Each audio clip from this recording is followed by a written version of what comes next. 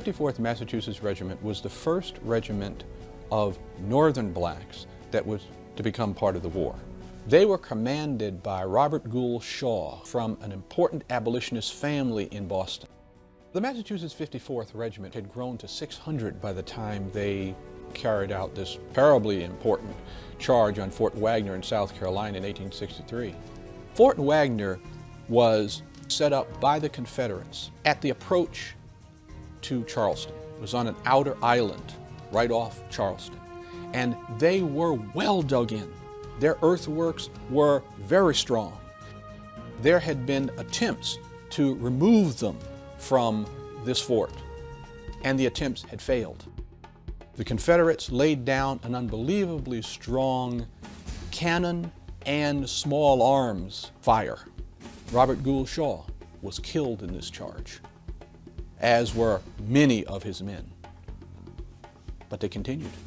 They kept going uphill almost no matter what. They fought with unbelievable courage and commitment. The 54th lost almost half of their members in that attack, killed, wounded, or captured.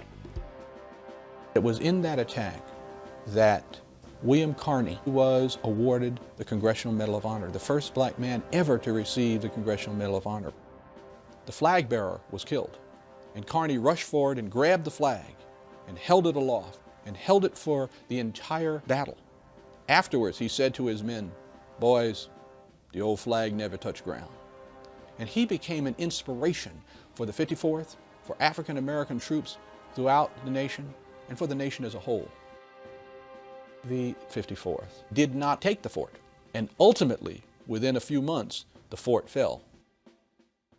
Lincoln was deeply affected by the commitment and the bravery of the 54th and other African American troops.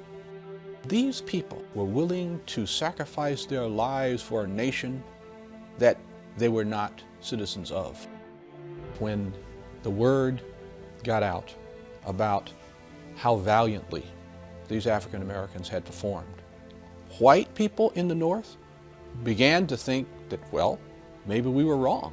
Maybe African Americans were capable of providing strong military service. After Fort Wagner, African Americans would play a key role in bringing slavery to an end.